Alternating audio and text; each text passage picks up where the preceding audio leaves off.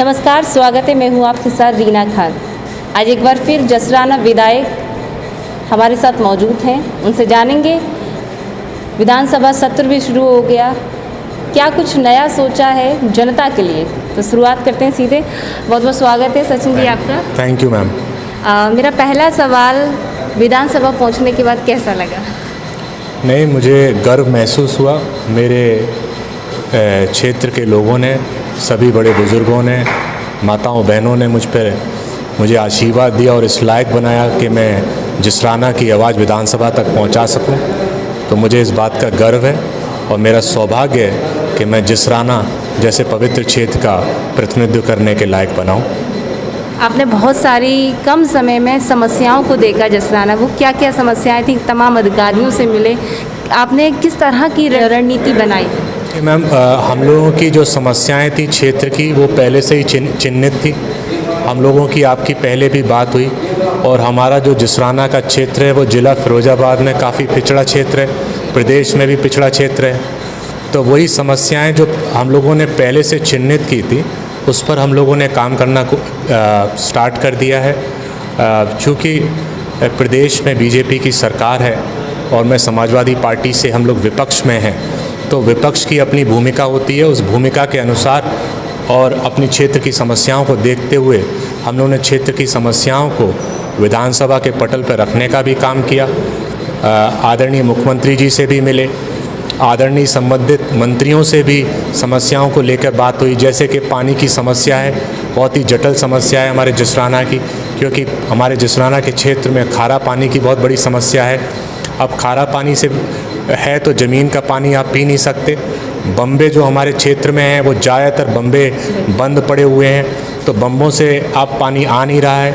नल की जो योजना थी, जो सरकारी नल दिया करते थे, वो सरकारी नल अब सरकार ने देना बंद कर दिया है। तो जब नल हैं, टंकियाँ जितनी भी हमारे क्षेत्र की हैं, 100 से ज़्यादा टंकियाँ हमारे क्षेत्र में पिछली सरकारों ने बनाई हैं, वो सभी टंकियाँ बंद पड़ी हैं। तो जब टंकियों से पानी मिलेगा नहीं, नल से पानी मिलेगा नहीं, ज़मीन में पानी ख़राब है, खारा है, बम्बे में पानी आएगा नहीं, तो आदमी जो जनता है वो पानी कहाँ से पिएगी? तो ना पीने के लिए पानी है, ना जानवरों के लिए पानी है, ना सिंचाई के लिए पानी है। जबकि हमारा क्षेत्र है वो गंगा जमुना के बीच का क्षेत्र है। हमारे यहाँ 3-3, 4-4 बड़ी बड़ी नहरें निकली हुई हैं। अगर उन नहरों से जो पुराने बम्बे बने हुए हैं, जो पिछली सरकारों में बने हैं, वो सुचारू रूप से चलने लगे, उनकी सफाई हो जाए, उनमें पानी आने लगे, तो हमारे क्षेत्र में समस्या नहीं रहेगी। लेकिन कहीं ना कहीं सरकारी कमियां हैं, जिससे बम्बे सारे के सारे बंद पड़े हैं। और टंकियां पुरानी करोड़ों रुपए में हमारे क्षेत्र में बनी है, उनमें करोड़ों नहीं, मेरे अंदाज से अरबों रुपया लगा होगा, अरबों की बनी हुई टंकियाँ बंद पड़ी हैं। तो क्यों बंद पड़ी हैं? आपने जब बनाई हैं तो उनको सुचारू रूप से चालू करिए। तो ये जो बहुत बड़ी समस्या है, इससे आदमी बहुत परेशान है। खासकर अभी गर्मी का मौसम चल रहा है, गर्मियों में पानी की बहुत वैसे ही समस्या हो जाती है। इस बार भीषण गर्मी भी पड़ी है और पानी पीने को नहीं मिला है। तो मेरा क्षेत्र पानी से बहुत परेशान है, इसीलिए हम लोगों ने भागा दौड़ी करी। हमने मुख्यमंत्री जी को भी लेटर दिया, आदरणीय जल शक्ति मंत्री जी को भी लेटर दिया। 10-15 दिन पानी हमारे फरिया वाले बम्बे में आया भी, वो फिर से बंद हो गया है।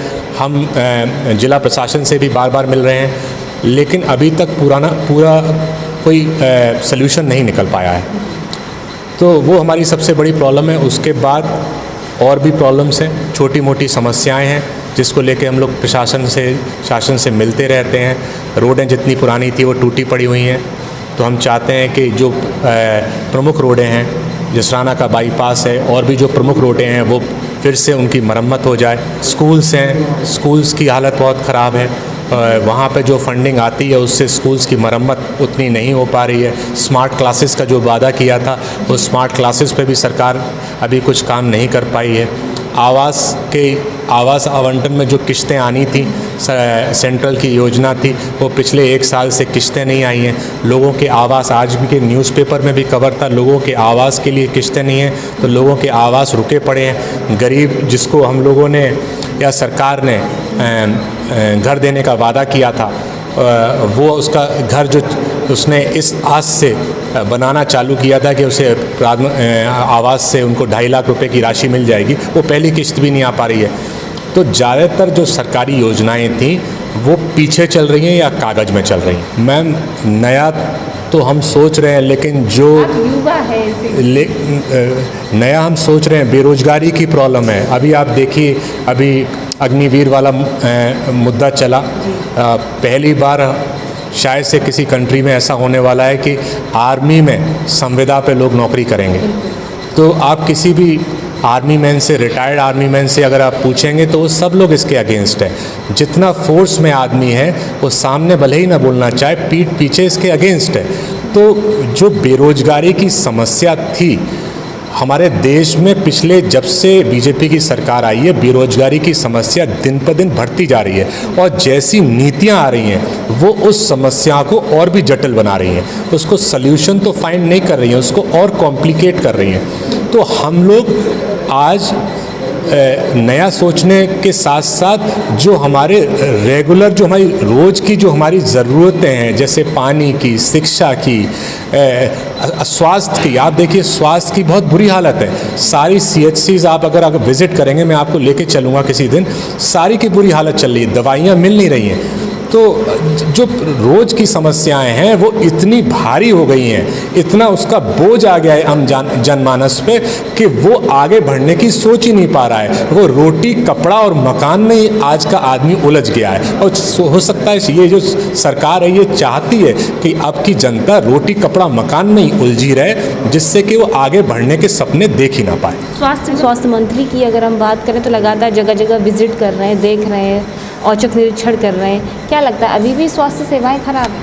देखिए, स्वास्थ्य मंत्री जी अच्छा काम करने की कोशिश कर रहे हैं।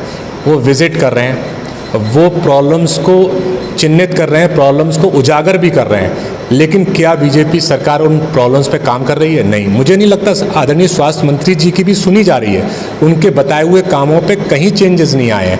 वो उठा रहे हैं मुद्दों को, वो खुद उसके मंत्री हैं, उप मुख्यमंत्री हैं, लेकिन तो भी स्वास्थ्य सेवाओं में चेंजेस नहीं आ पा रहे हैं। मुझे नहीं लगता कि उनकी बात मानी जा रही है। अगर उनकी बात मानी जा रही होती तो स्वास्थ्य सेवाओं में काफ़ी चेंजेस आने लगते, जिस हिसाब से वो मेहनत करने की कोशिश कर रहे हैं। तो मैं यही ऊपर वाले से प्रार्थना करूंगा कि जो वो कोशिश कर रहे हैं वो कामयाब हो। और तो जनमानस में जो स्वास्थ्य सेवाओं की दिक्कतें हैं, दवाइयों की दिक्कतें हैं, दवाइयाँ पूरी नहीं मिल रही, कमीशन पे दवाइयाँ, कमीशन पे काम हो रहा है। आप जो चीज़ में कमीशन ज़्यादा है वो चीज़ें खरीदी जाती हैं, जो चीज़ें अच्छी हैं, जिनकी क्वालिटी अच्छी है, जो दवाइयों की क्वालिटी अच्छी है, जो वो दवाइयाँ आती नहीं हैं। तो बहुत बड़ी समस्या है। नकली दवाइयाँ आपने देखा लखनऊ में पाई गई, और नकली दवाइयों का सबसे बड़ा रैकेट अगर कहीं है तो आगरा में है, और आगरा से सप्लाई आसपास के ज़िलों में। अगर आगरा में छापा पड़ेगा तो लखनऊ में तो 16 करोड़ की दवाइयाँ पाई गई, आगरा में हो सकता है 1600 करोड़ की दवाइयाँ पाई जाए। सचिन जी, एक महत्वपूर्ण सवाल, जसराना क्षेत्र अगर बात की जाए तो ग्रामीण क्षेत्र है। आपने कुछ ऐसा सोचा है कि वहाँ कोई रोजगार के लिए इंडस्ट्रीज लगाई जाए, कोई उद्योग लगाया जाए ताकि युवाओं को रोजगार मिले? मैम, हमने विधानसभा में, आप मेरा विधानसभा का जो मैंने पटल पे रखा था वो आप देखेंगी, इन्वेस्टर्स मीट की बात करती है सरकार कि इन्वेस्टर्स मीट हुई हैं, काफ़ी हिस्टोरिकल इन्वेस्टर्स मीट हुई हैं, उसमें इतना पैसा का MOU साइन हुए। हम लोगों ने क्वेश्चन किया कि जो MOU साइन हुए वो धरातल पे कितने आए? मेरे हिसाब से 1% भी नहीं आए। मैंने उसी, आप सरकास्टिकली समझ लीजिए कि मैंने सरकास्टिकली पूछा था कि जो इन्वेस्टर्स मीट में जो पैसे का MOUs जो साइन हुए, वो MOUs में हमारे फिरोजाबाद के लिए कितने हुए? और अगर मैंने उनसे रिक्वेस्ट भी किया कि जो नई इन्वेस्टमेंट्स आ रहे हैं इंडस्ट्री के, जो आपको वादा कर रहे हैं, मैं उनका स्वागत करूंगा कि वो जिसराना में भी आके कोई इंडस्ट्री लगाएं, जिससे हमारे लोगों को रोज़गार मिल जाए। लेकिन मुझे उम्मीद कम है, मुझे उम्मीद इस सरकार से रोज़गार के क्षेत्र में काम करने की बिल्कुल नहीं है। हम लोग अपना प्रयास जारी रखेंगे, हम लोग संघर्षशील, समाजवादी संघर्षशील लोग हैं। हम लोग बेरोजगारी के लिए लड़ते रहेंगे, रोज़गारों के लिए लड़ते रहेंगे, नौजवानों के लिए लड़ते रहेंगे, और जब तक लड़ते रहेंगे, जब तक हमारे क्षेत्र के लोगों को रोजगार नहीं मिलेगा। लेकिन मुझे उम्मीद कम है सरकार से, MOU साइन होते रहेंगे। आप देख लीजिएगा, इस जिले में नहीं, जिसराना में नहीं, इस जिले में नहीं, मंडल में भी अगर कोई नई इंडस्ट्री इन्वेस्टर मीट्स के MOU से लग जाए तो आप जो कहेंगे वो मैं कर दूँगा। मेरी अभी तक उनसे मुलाकात नहीं हुई है, तो मैं उनसे मुलाकात करना चाहता था। कुछ हमारे यहाँ की जो जिला प्रशासन लेवल की जो समस्याएं हैं वो उनके सामने रखना चाहता था, लेकिन मेरा दुर्भाग्य है कि आज उनसे मुलाकात नहीं हो पाई। मैं फिर किसी दिन टाइम लेके उनसे आऊँगा। और उसके अलावा मैं सीडीओ साहब से मिला, उनके सामने समस्याएं रखी, और भी अधिकारियों से मिल रहे हैं। और मुझे विश्वास है कि जो अधिकारी लोग हैं पढ़े लिखे लोग होते हैं, ब्राइट माइंड होते हैं, और मुझे विश्वास है कि वो लोग भले ही सरकार करना चाहे या ना करना चाहे, लेकिन उनके अंदर ह्यूमैनिटी होगी, उनके अंदर एक लोगों को, क्योंकि वो ओत लेके आते हैं, उनके अंदर शायद से गरीब लोगों के लिए, जनता के लिए काम करने का एक जज्बा होगा। और मैं उस जज्बे को ढूंढने के लिए अधिकारियों से मिलता हूँ, और मुझे विश्वास है हमारे ज़िले के अधिकारी, भले ही सरकार करे ना करे काम, लेकिन हमारे ज़िले के अधिकारी गरीब जनता के लिए और जो सही समस्याएं हैं और नीतिगत समस्याएं हैं उन पे काम करने की कोशिश करेंगे, मुझे पूरा विश्वास है। जसराना की जनता के लिए क्या कहना चाहिए? मैं जसराना की जनता को मैं पहले भी धन्यवाद दे चुका हूँ, फिर से धन्यवाद देता हूँ मुझे आशीर्वाद देने के लिए, और मैं उनको वादा करता हूँ कि उनके आशीर्वाद से जो मैं जिस लायक बना हूँ मैं पूरा संघर्ष करता रहूँगा, और उन्हें संघर्ष में और मेरी मेहनत में उन्हें कभी कभी नज़र नहीं आएगी। उपचुनाव का रिजल्ट आया लोकसभा का, उसके बारे में क्या कहना चाहेंगे? देखिए, बाई इलेक्शंस तो आप जानते ही हैं, खासकर इस सरकार में। आपने आदरणीय राष्ट्रीय अध्यक्ष अखिलेश जी का भी मैसेज देखा होगा।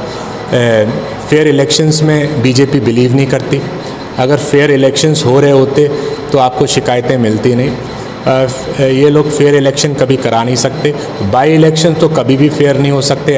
आपने एमएलसी चुनाव देखे और ये भी चुनाव देख लिया। बाई इलेक्शन में कोई उम्मीद नहीं है कि बीजेपी सरकार फेयर इलेक्शंस करा सकती है। अगर फेयर इलेक्शन होते तो रामपुर और आजमगढ़ दोनों हमारी सीट निकलती। सपा नेताओं का कहना है बसपा भाजपा की बी टीम है, क्या हम मानते हैं बी टीम? देखिए, कहीं ना कहीं जिस हिसाब से आदरणीय राष्ट्रीय अध्यक्ष बसपा की हैं, उनके जो बयान आ रहे हैं, जैसे उन्होंने एनडीए को सपोर्ट करने का राष्ट्रपति चुनाव में जो उन्होंने डिसीज़न लिया है, उससे ये महसूस होता है कि वो चाहती हैं या बैकडोर से उनका एनडीए को सपोर्ट है। तो ये थे जसराना विधायक सचिन यादव जी। युवा हैं, जुझारू हैं, कर्मठ हैं। उद्देश्य यही है शहर के क्षेत्र की जनता का विकास हो, अच्छे रोज़गार लगें ताकि युवाओं को एक अवसर मिले। देखते रहें आरके टीवी। नमस्कार।